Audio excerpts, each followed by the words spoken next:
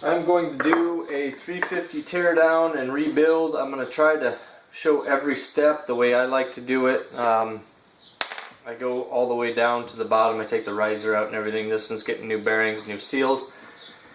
Basically a bottom up rebuild, new piston.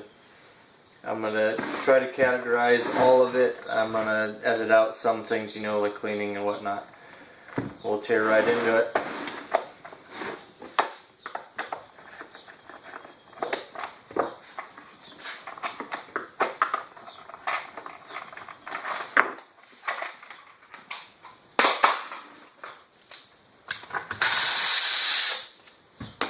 Good idea is a magnet tray.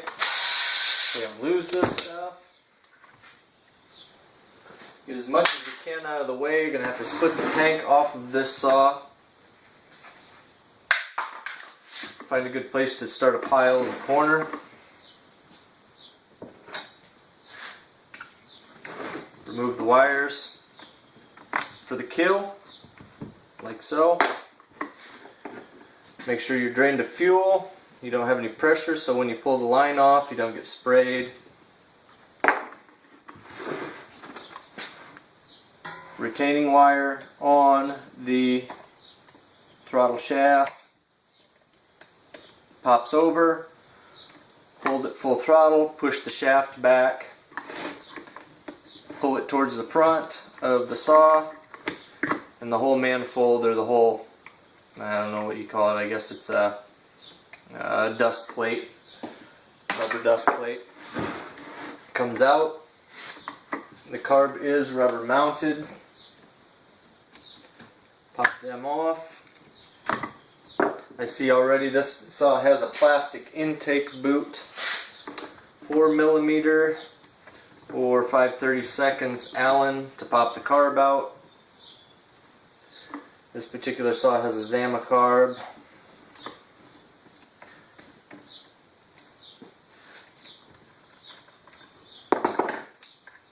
Carb slides right out with the manifold. Now in this particular one, they have had a big problem with this plastic manifold clamp right here. They work loose. You can see actually this manifold moves on this cylinder. It is not tight. It may have been the reason this saw got burnt up. There's also, I see the impulse line is disconnected, and it doesn't look like it's been connected for some time.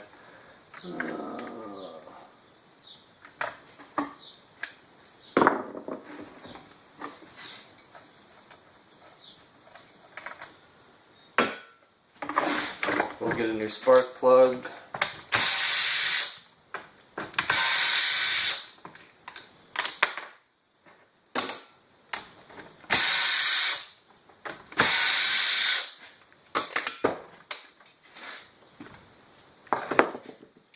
Pull your wires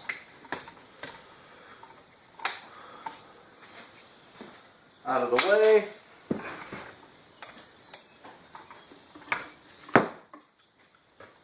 Piston stop, like so, and 13mm is here somewhere.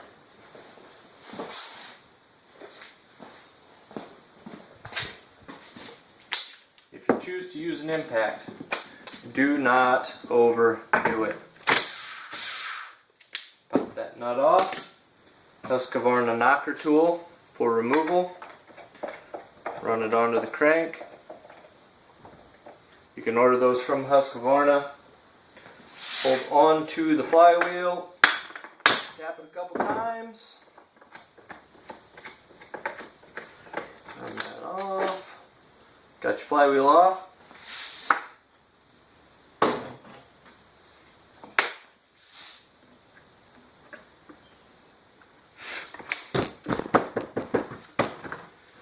Can, if you'd like, take the ignition out of the way. I'm going to, so I can clean this thing up very well.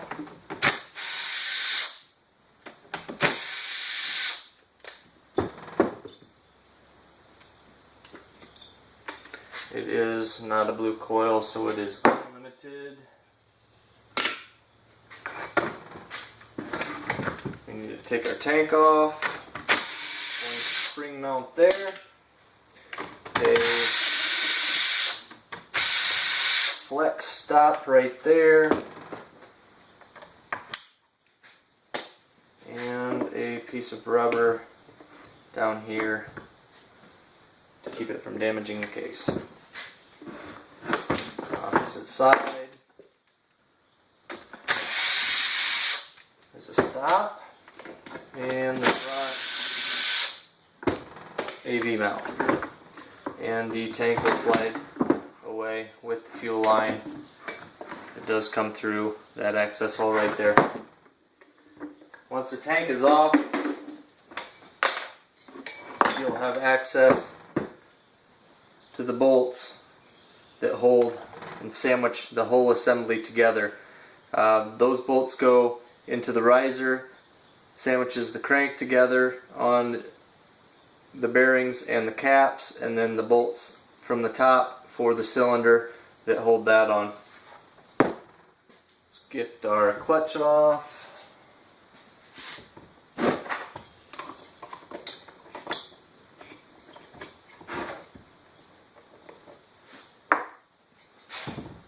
Homemade tool.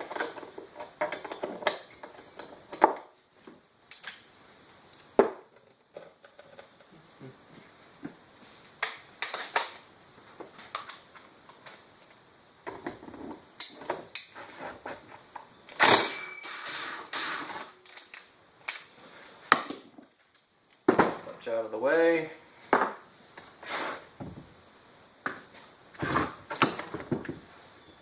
Bearing and worm gear out of the way, and that is as far as you need to go in that aspect of it.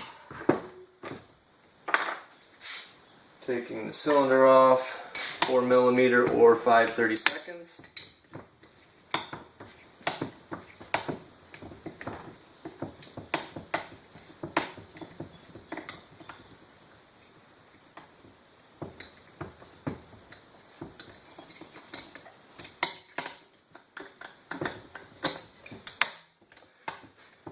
You may need a pick tool or a long drill bit or something to be able to get the dirt out of the head of the Allen.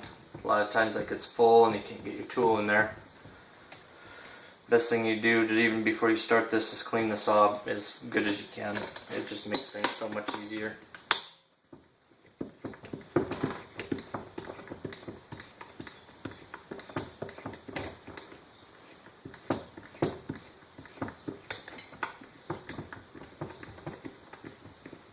These 4 bolts loose, we'll be able to free our cylinder up, and then we'll be able to check our crank. Like I said, I'm going to throw this together with new seals and bearings just to be done with it. A lot of guys will throw a new top end on these, and assuming that it is only the intake manifold that leaks, I see a lot of them leak in between the plastic and the riser, which is why anymore I will not send one out with it. I just tear them all the way down and reseal them. No sense of doing it halfway. This one is smoked. And that's how tight those plastic manifolds are. Big problem with them leaking there. We're going to put an upgrade kit on it. Husqvarna sells a manifold kit, part number 5372513-02. Comes with the metal ring and the new manifold. You also want to replace the impulse line on it. Like this one wasn't hooked up. Couldn't have been like that for long, but it was not hooked up at this point. Now we'll want to split. I don't see any heat distress on the crank. The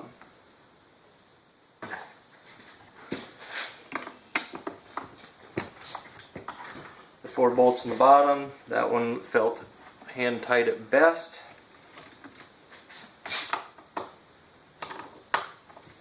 That one's the same. It's very common with these saws.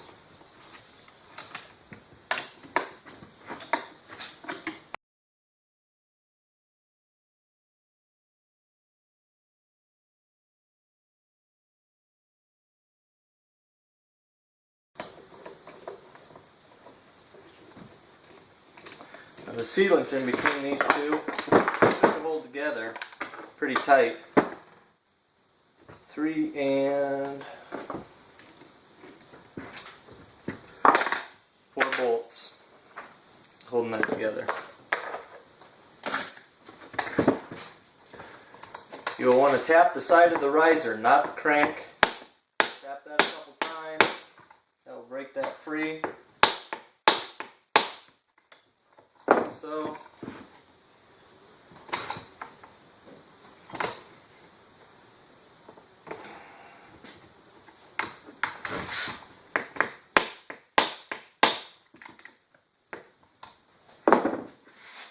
And do not pry on the mating surface.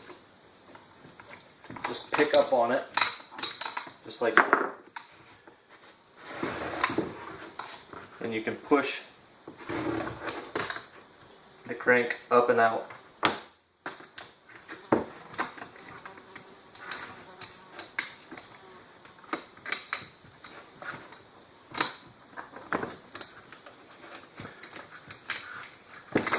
And it will slide. Need to take the piston off, of course, to get the riser off of that. This one looks like it was actually sealing decent. I can't see any dirt pattern through there, but that's all there is. It's for a mating surface. You also want to check these corners. I see them crack from stress. Make sure they're not cracked. That'll cause an air leak. You won't get it to sandwich down tight. And I'll get this split and cleaned up, and then I'll go to assembly. Here we have the case cleaned up. Get all of that sealant, old sealant out of there. I like to take a little bit of Scotch-Brite and not remove any material, but kind of go around and scratch it up a little bit, give the new sealant a place to grab hold to. I use 3-bond 1194. On the riser, I take it to the bench grinder on the wire wheel and clean it up, not removing any material, just clean it up good. A good brake cleaner to clean all this, get the oil and grease off so your sealant works. New crank bearings and seals are installed. On the flywheel side, it's very easy to slide it on. It is not an interference design. They do just slide right on, but there is a spring in there that retains that seal. And on the flywheel side it's not a big deal, but on the PTO side there is a lip. So when you slide that on, be very careful not to push that seal towards the outside. That spring will come off of the back of that seal. Sometimes a pick. I use a pick to work around the seal. Just go right through here, and then once you've got it, that will drop right over top of it. You never have to force it. If it's forced, that spring may come loose. And you can't tell, you can't see it, so you'd have to start all over. We're going to get the sealant wiped on here in a thin coat.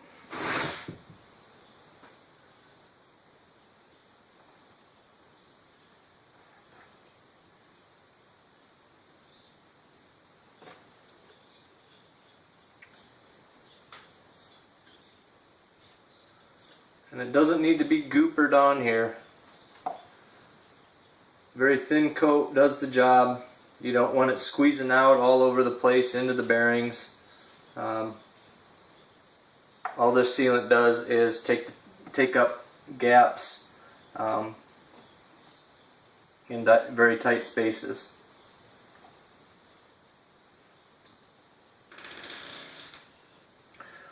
Just wipe her on kind of like with a paintbrush. Get a thin coat all the way around.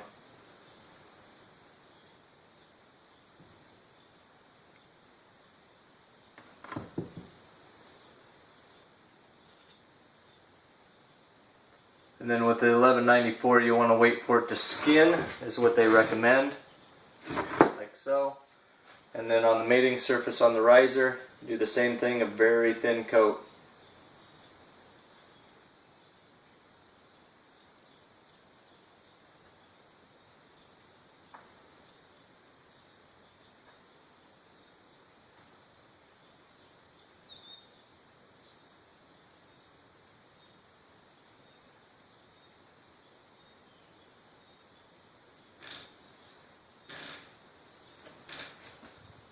Once you got that on, wait for it to skin a little bit. You can actually drop your crank in.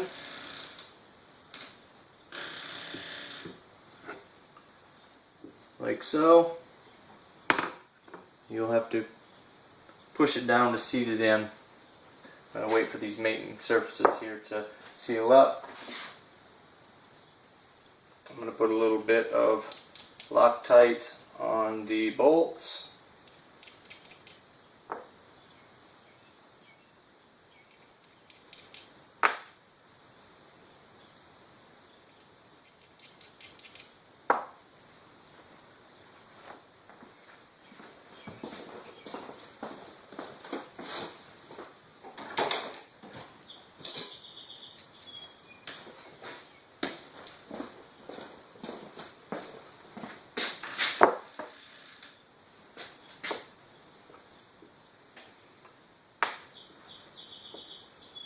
When putting this riser back in, you want "Made in Sweden" is printed on the front, on the exhaust side. Make sure you get that. The bolt pattern for the cylinder is different front to back. Like so. It is offset just slightly, so the exhaust side is "Made in Sweden." That looks to be skinned up.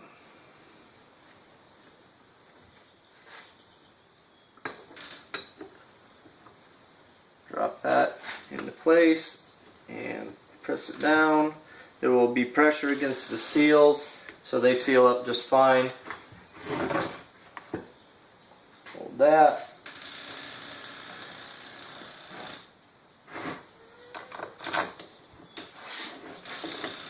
Run the bolts in. There is, and I even already missed it, a ground strap that goes to the coil, to the riser, to the engine block. Make sure you have that in place, so you'll have to start all over. I'll show you that in a second.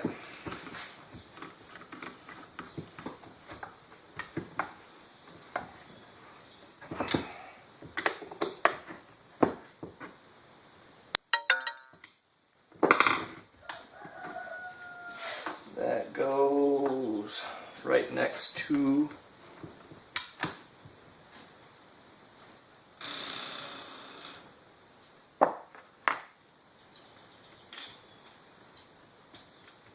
where the flywheel goes, right there. All it does is sandwich underneath that bolt. That gives a grounding point for the kill.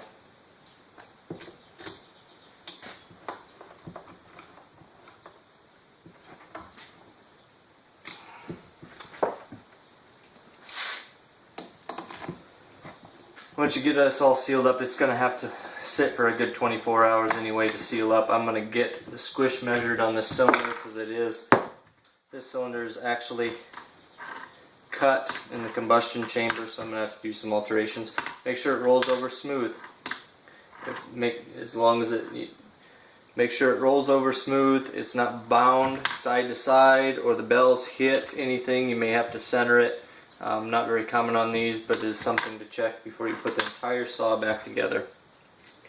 Looks just like that when it's all sealed up. New bearings. I get some things measured up here, and then we'll put the top end and the carb and the rest of the assembly back together. Let me go backwards a little bit here. Some stuff I forgot to mention. Bearing wise, you can buy them from Husqvarna. This is what they look like. They sell them all as one piece. It's a 6202 C3 bearing, and it's just got a big rubber cap over it with an integrated seal.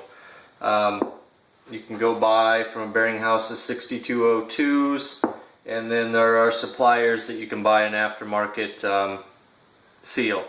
Basically, that bearing just presses right into that seal. It's just a big cup to hold that. That's a cheaper way to get around that. We have a Meteor piston, very nice high quality pistons for aftermarket. We'll also be doing an upgrade kit. This has got the plastic clamp right there. we're going to be putting the upgraded manifold, the new impulse line, and the metal ring on here. Cover another thing that I do. These saws are notorious for the mufflers coming loose. You can, if you're not wobbled out already, I'd recommend getting a 346 muffler brace and adapting that onto the front. That helps. But this one is already wobbled out just a little bit. The factory bolt, these are the bolts I put in. They are a number 20 by quarter by 3.5 bolt and a 20 by quarter tap. You can run that right in the hole, run your new threads. If they're even wobbled out a little bit, you can just run the bolt in there. The aluminum is so soft, but that's how I take care of that situation. I know guys have used time certs and helicoils. I've just not had that great of luck with them, just not in this application anyway. This cylinder has been ported. I had to make an extra or a custom gasket for it, just to get the squish height I needed. But I figured I'd show that before the cylinder's on there and give you a good idea of how I deal with the muffler coming loose in this saw. A 1/4 inch drill bit will self-guide straight through the factory hole. You'll need to go back down through those to make them the proper side to run the larger bolt through, of course. And you'll have to do the muffler cup and the baffle.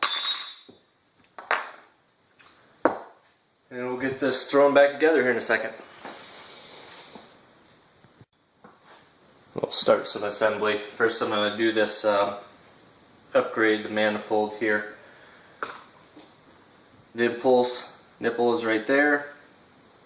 Pop that off, being careful not to puncture, of course, the rubber boot.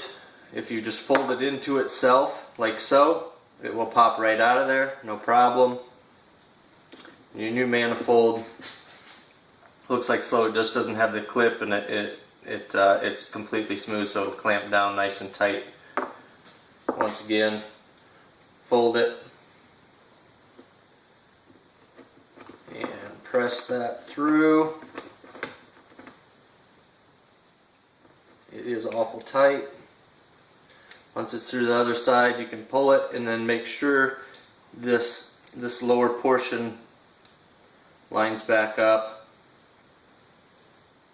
just like so, and seats back over top of that nipple. Get this good and clean. I like, again, brake cleaner.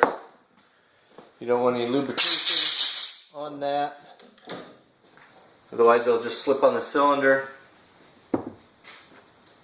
And these metal clamps can be a bugger sometimes to get them to clip, like so.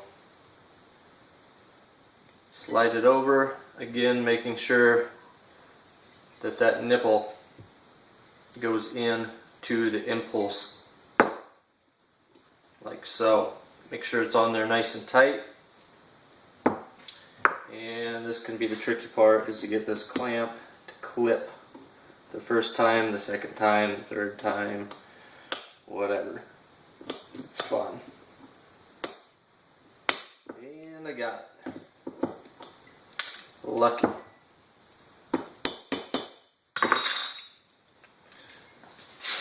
And that's what the upgrade looks like right there. Metal clamp, nice and tight. Put a new impulse hose on, like so. Curls around in a U shape. Make sure they're pressed all the way on.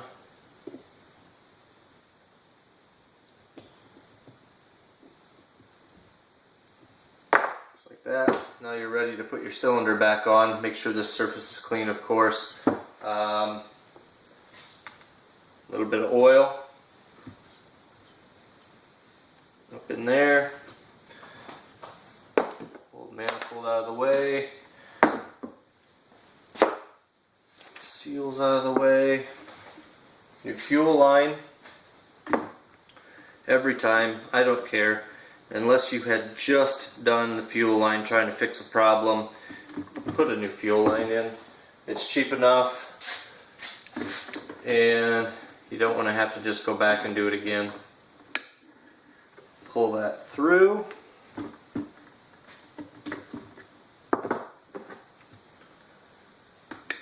Clip the end. New filter.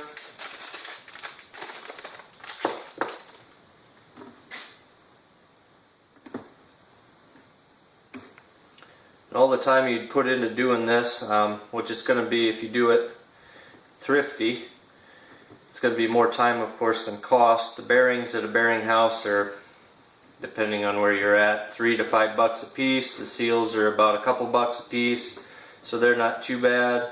The piston's going to be 35 to 40 bucks depending on where you buy it. Got your new line run right there. And what we're going to do is also clean the end of the crank for the flywheel. Make sure there's no oil residue on there. And do the same on the inside of that flywheel, because you do not want it to slip. Top of the base should be wiped clean. I like to drip put a couple drips of oil in there, like so. And wrist pin bearing.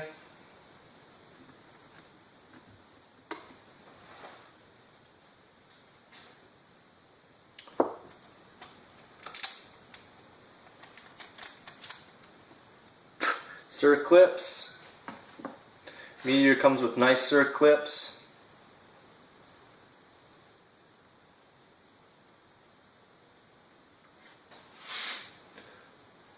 I like to put the clutch side one in, because then I can slide the pin in from the other side. Just like so. I didn't have too much coffee this morning. And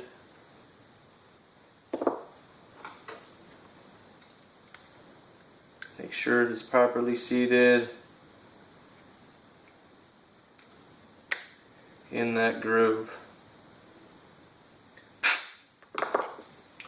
like so.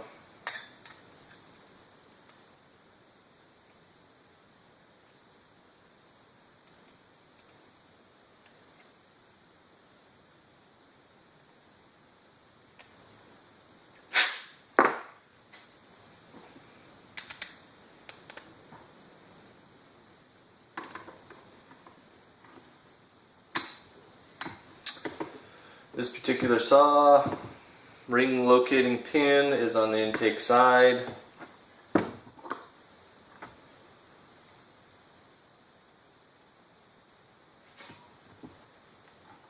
That other clip in.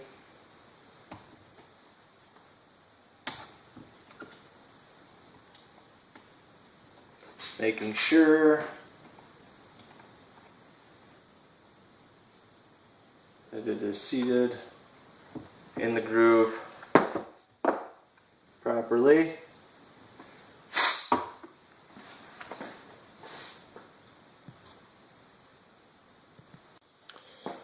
Went ahead and did a little bit of prep work while my camera was screwing up.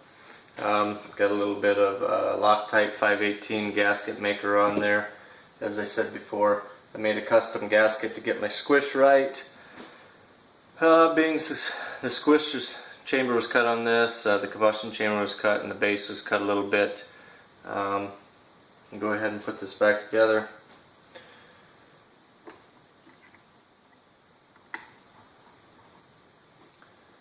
New ring. With any of these bolts, make sure they're clean, degrease them. They don't hold surface tension if they've got a bunch of grease on them. they just they'll work loose. Eventually, make sure everything is nice and clean, just like it was from the factory. Let's see here, piston clamp. Like so. I'm going to go ahead and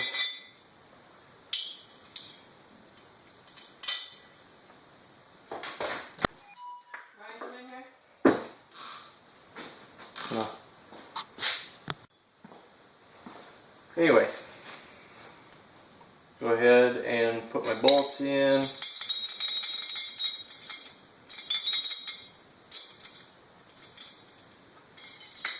A little game of Plinko. And get my gasket set.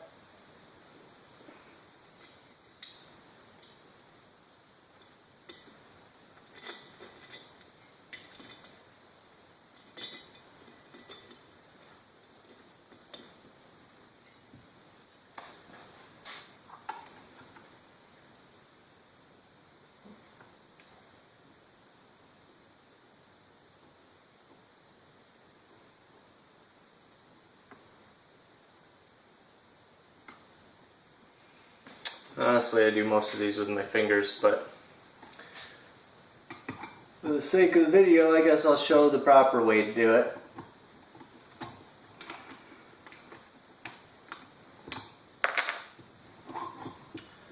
Slide that over and down.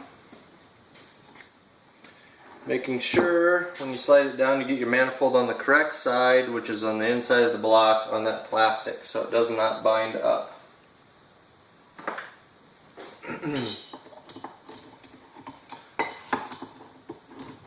Start your bolts.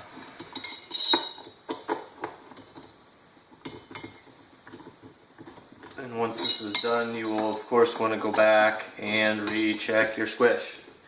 You do not want it to run in to the top. The piston to run into the top of the combustion chamber.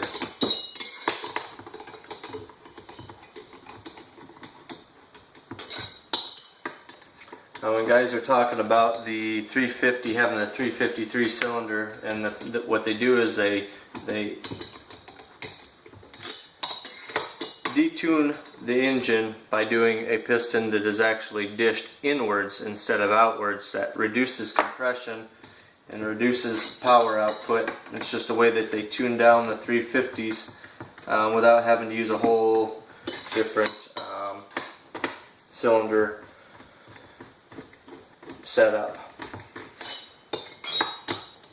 Husqvarna is good at doing that, detuning certain models just to save on the amount of parts they have to use.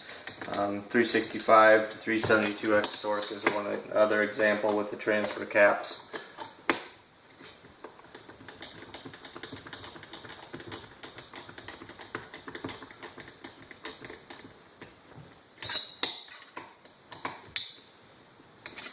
I could want to rip the ball off of that.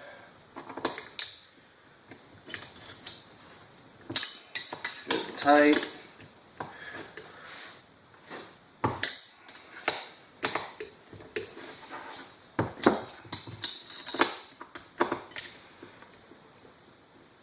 Like so. And rotate. Make sure there's no hang-ups. Sounds nice. Grab my decomp off this old cylinder.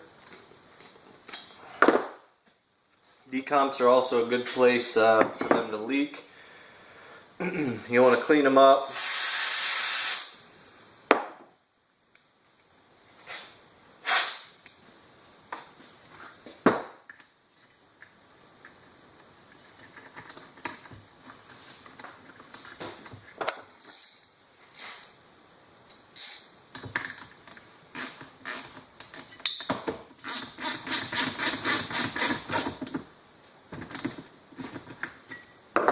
So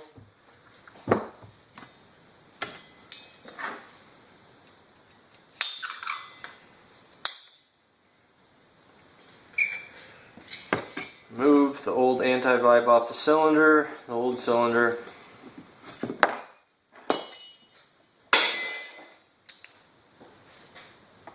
Reinstall.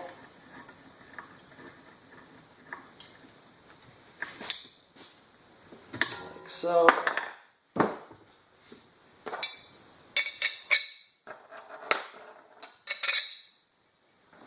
These still are a little bit tight, which is a good thing.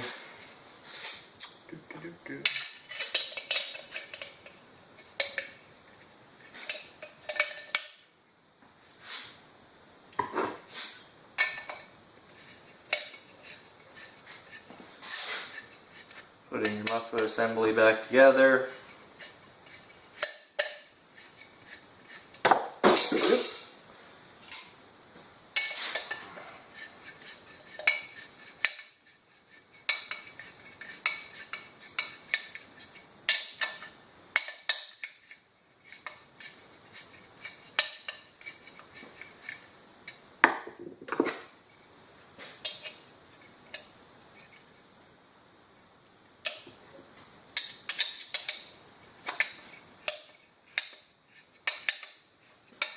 Even though you do the muffler bolt upgrade like this, you can still put the front support on like the 346 has. It's not a bad idea.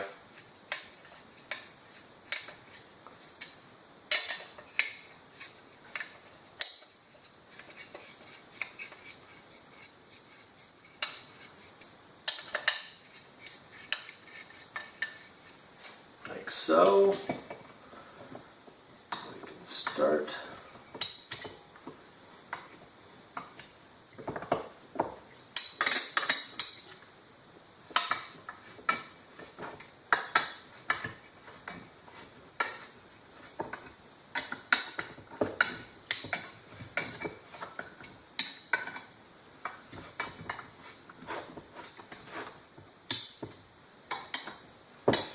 Bolts are quite tight to the muffler, so you'll have to go side to side to work it in, so you don't bind it all up.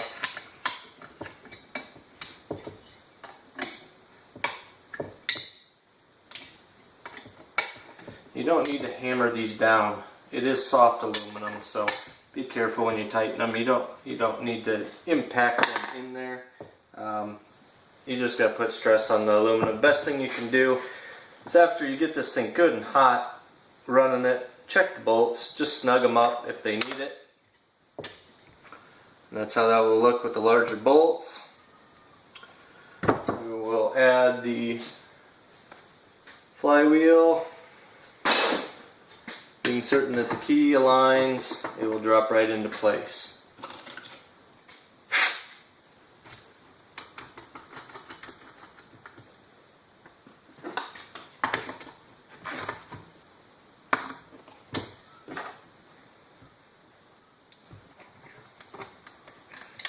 Anytime you're tightening a bolt on the crank, or if you're using an impact, be very careful, do not overdo it, but always put the piston up against the stop. Do not let it rest away from it, so when you start turning it hammers the piston stop. You need to be very careful with that. Clean off my ignition.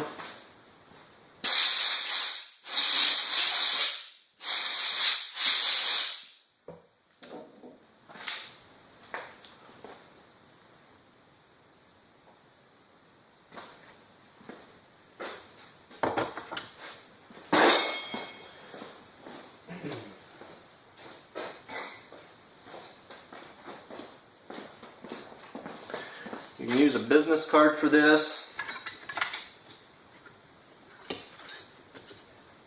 to set the gap.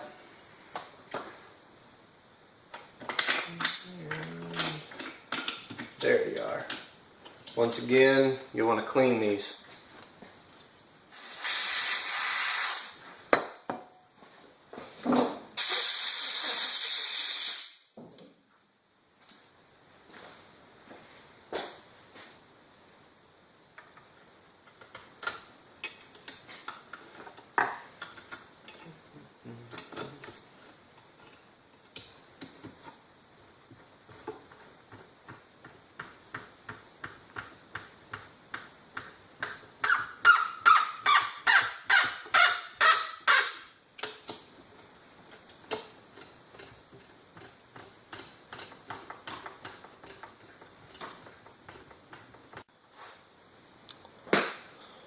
I found my misplaced wiring. Got a ground.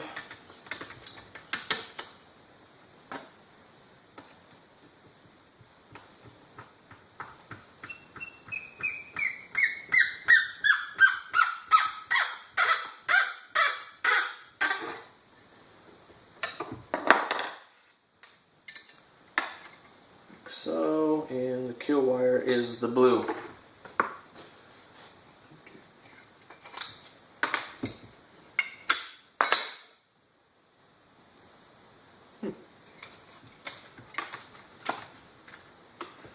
Reroute your wires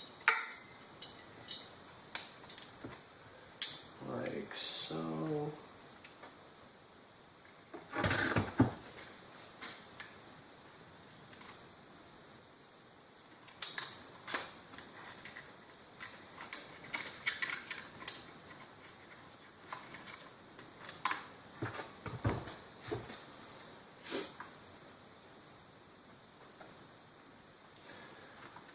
There is guides here with little crimps to hold the wires in place. Make sure they're in there secure, snug.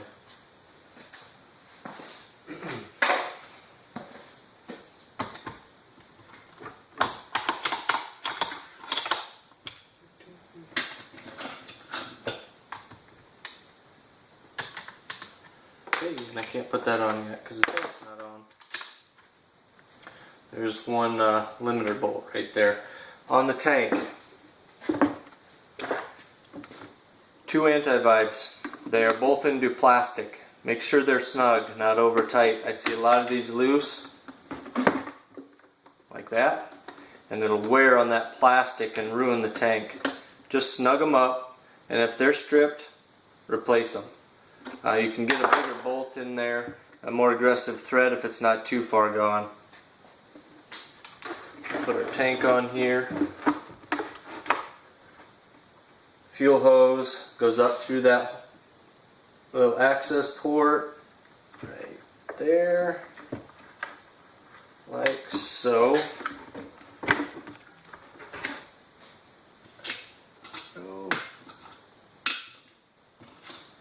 There's those. And limiters right there.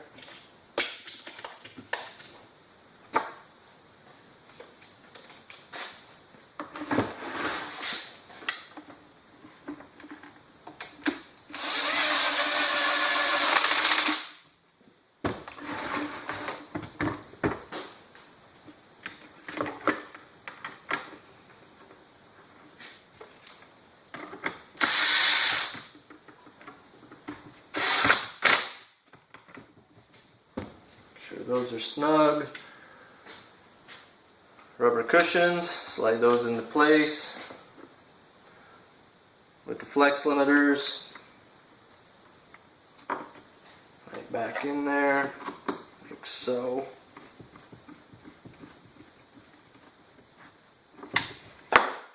And we can put that back together.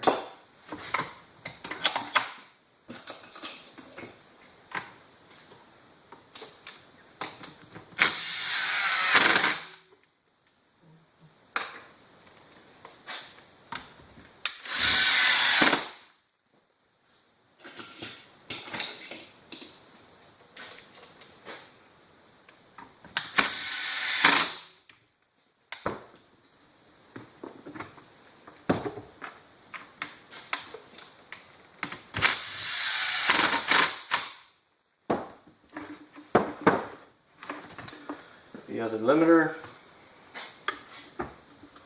Essentially just obviously putting this back together exact opposite of the way it came apart.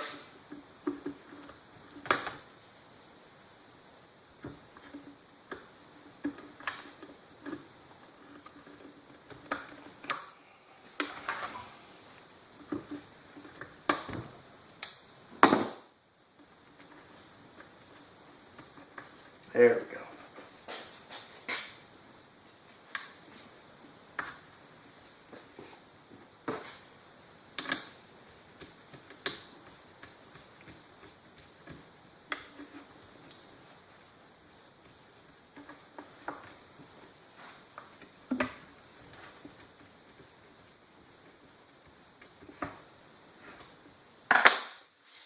So the top AV goes to the handle, of course.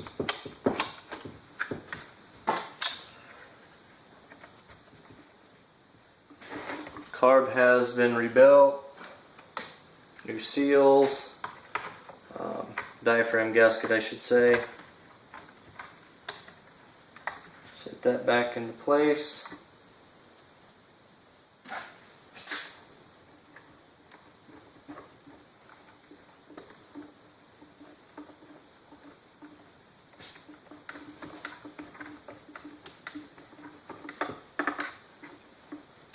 Starting both and then snugging them up. You don't need these overly tight also. It will deform the plastic if you tighten it too much, and then you'll get an air leak.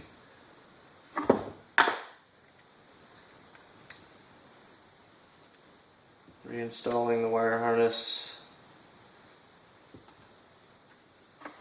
Like so.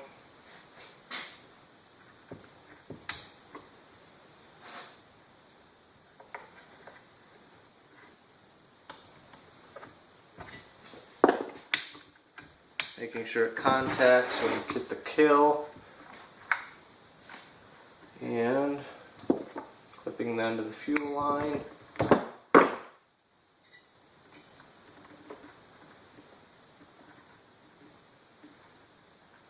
Picking that back up and reattaching the rubber mounts for the carb intake, like so. Manifold goes around the carb like so. Push this piece of plastic in a little bit so it's just poking out. Slide it down in there, and then you can slide it in to the slot where the trigger is right there. Route that down and underneath. Hold the throttle wide open with one finger. It will slide right into place, and then put that retaining spring back in its place to make sure that throttle shaft does not come back off. Make sure it comes all the way back to idle, that there's nothing binding. Sometimes you got to play with them a little bit. Pull your excess line through. You just want a little bit of slack up there. And we're getting this finished up pretty good.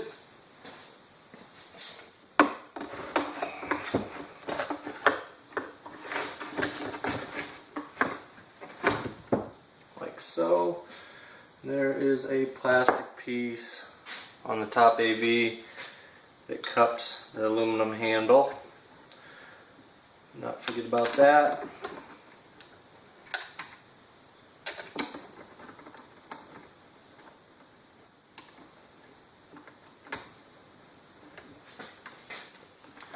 Press this together to hold that spring tight when you, so you don't flex or turn that spring. Okay.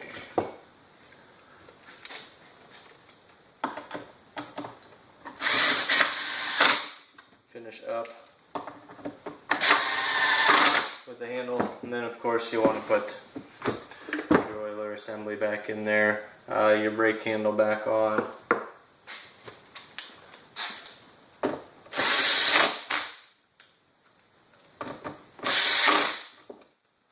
So I've got essentially the saw put back together. A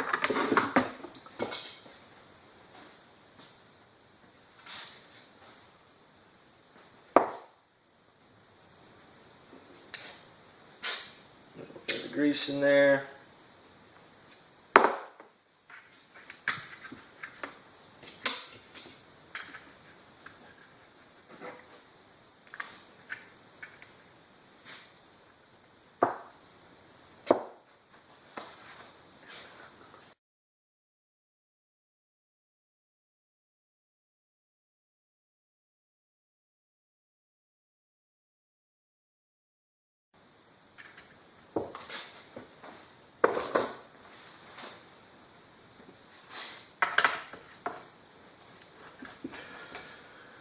Now you won't want to start this obviously without bar and chain on it, because this clutch is not tight. It will go flying.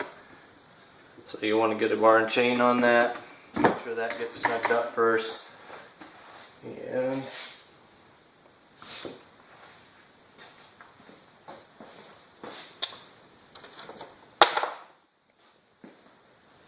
your spark plug.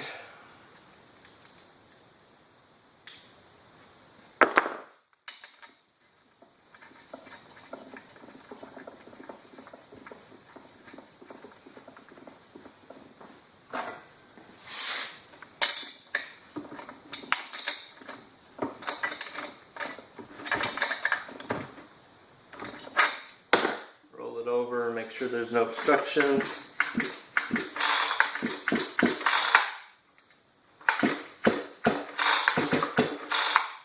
Like so. There you have it. Got to put your brake handle back on yet, but that pretty much sums it up. Try to get a video of this if it ever really quits raining, or this one running out. Yep, intake manifold kit, new fuel line, fuel filter, spark plug, a little bit of an upgraded muffler situation there, new bearings, new seals. Any questions? Shoot me a line, ask questions.